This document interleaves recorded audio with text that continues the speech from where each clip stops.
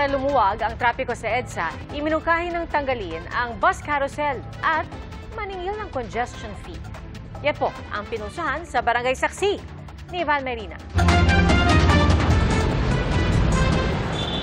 250,000 ang capacity pero halos doble ang bumibiyahe araw-araw sa EDSA. Kahapon pinag-usapan sa Malacanang kung paano ito tutugunan. Isa sa mga pinalutang ng mungkahi, tanggalin ang EDSA busway para lumuwag ang EDSA. Nilinaw naman ng MMDA na gagawin lamang ito kapag naitaas na ang kapasidad ng MRT3. Ang malilibreng linya, gagawin ng mga eksklusibo para sa mga sasakyang high occupancy o may sakay na 3 pasahero o higit pa. Ang primary factor po dyan, nga, again, uulitin ko po, ay kung kaya na ng MRT na i-accommodate lahat ng passengers, including yun pong nasa sumasakay ng bus carousel. So, until mangyari yan, hindi po aalsin ang bus carousel. Tinanong namin ang mga kapuso online kung pabor sila rito.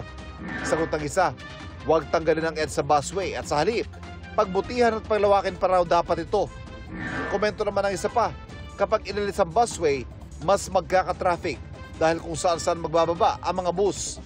Payag naman ng isa pa para lumuwag ang kalsada, gaya sa ibang bansa. Isa pa sa mga tinitignan ang pagtatakda ng congestion fee na mayahalin tulad daw sa toll sa EDSA tuwing rush hour. Pero mismo ang Pangulo raw ang nagsabing maaaring hindi pa ito napapanahon. Pwede lamang yan kung may alternatibo, kung efficient na yung mass transport natin.